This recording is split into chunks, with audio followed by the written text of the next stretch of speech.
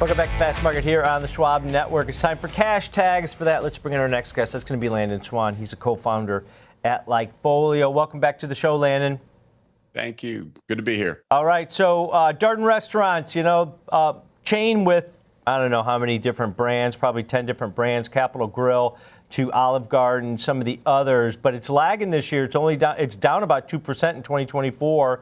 Are we starting to see that impact of inflation, and not maybe only on Darden, but people going out? Because, Landon, those prices aren't going down. They're actually leaping higher and higher above inflationary numbers that we get on a monthly basis, where, it's not conducive when everybody's purse strings are getting tightened here. Yeah, you're right. And Darden is basically Olive Garden, Longhorn Steakhouse, Cheddar's, and then a bunch of more like higher end, right? More fine dining, Ruth's Chris, Capital Grille, Eddie V's, things like that. And those are the ones that are really getting hurt. I mean, that's the ones where, costs go up, and then all of a sudden, you're thinking about going out to dinner with, you and your wife, and you're talking a couple $100.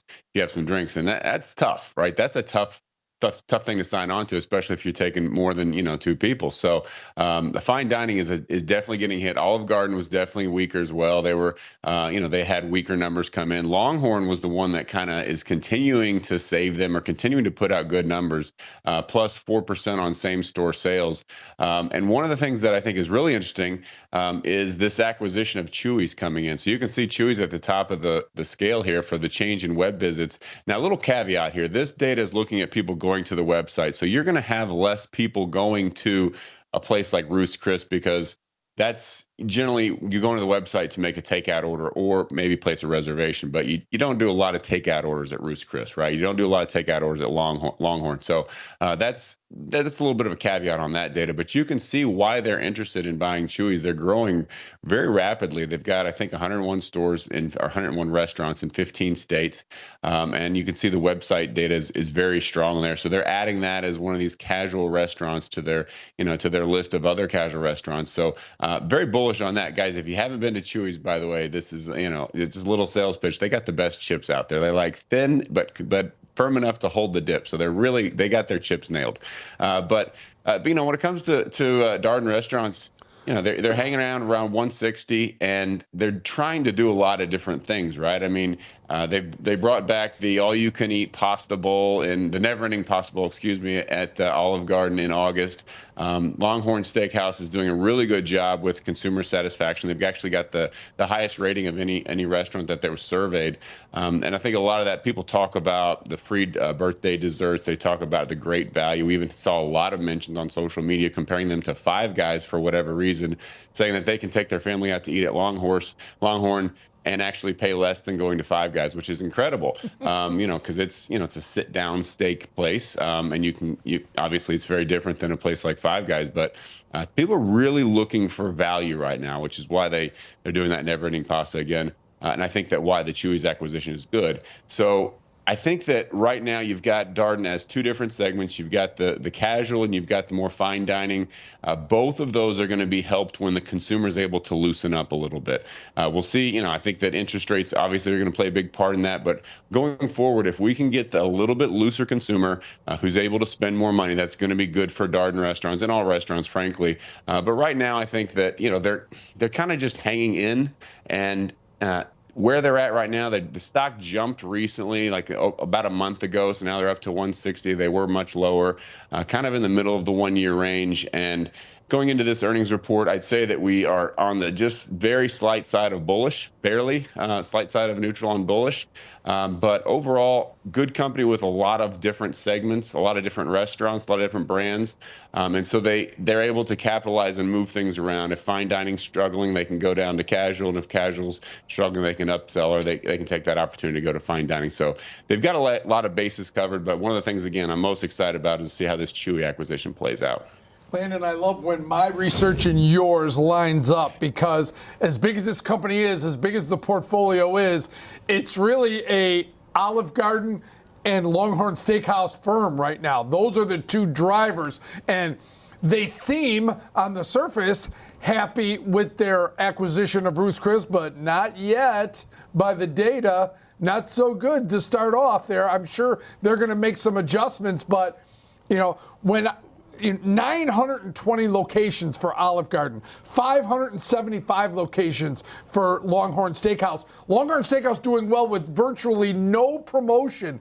All they're doing is kind of putting out the fact that, urban legend is coming around saying that you can eat there for cheaper than Five Guys. And guess what?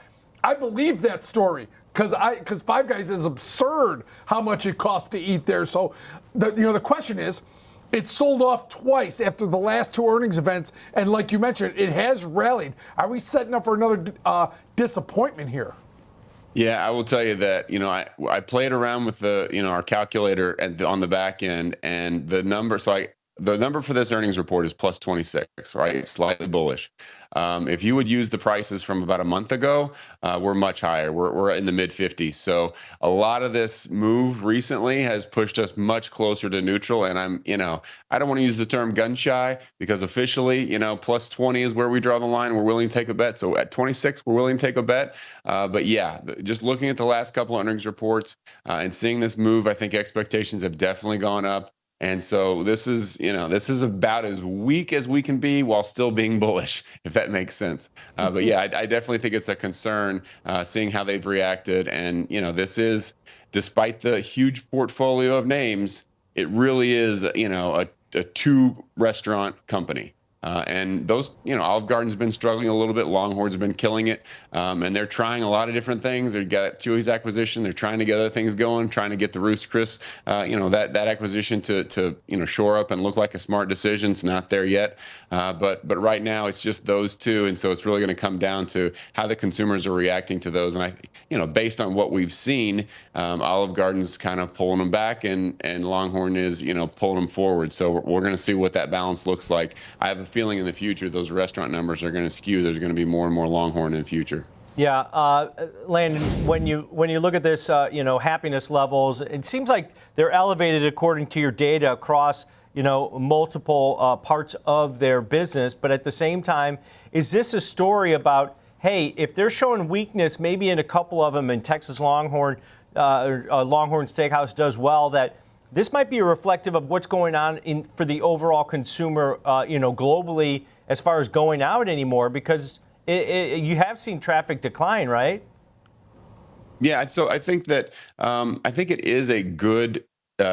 is a good indicator going forward when you think about what you're looking at. You have to think about what you're looking at. So Olive Garden and Longhorn are both casual dining, right? And I think that is going to encompass. That's going to mirror much of the casual dining out there. Now, when you get into some of the other restaurants, Eddie V's, Capitol Grill, Roost Chris, all that, that's going to be a lot more dependent on how strong the consumer is and what those wallets look like. But yes, I do think that you're going to be able to take Darden's earnings and kind of project them out onto other restaurants in the same space, like Texas Roadhouse. Absolutely, one of those is going to go right along with how Longhorn's doing. And if you notice on that happiness chart, I think those were the top 2 companies. So people love steakhouses where there's a strong value, right? Where you can go in and you can get your filet for whatever $35, but you can also get a burger for $12. And I think that people really like the flexibility when you go to those kind of restaurants. So this is an important earnings report, I think, for just restaurants in general. It doesn't give us a lot of insight into fast casual. They don't have that segment, but for casual dining and a little bit of the finer dining, it will give us a good insight into the market overall. Yeah, and as just noted for disclosures, Kevin and I, after an event in beautiful Anaheim, California, we went to the Ruth Chris down the street, more than half empty on a Friday night. Food was good. Yeah. Beer was cold. Yep. But the place was half empty. Yeah. We'll have to wait and see. Great stuff, great data as always, Landon. Appreciate it.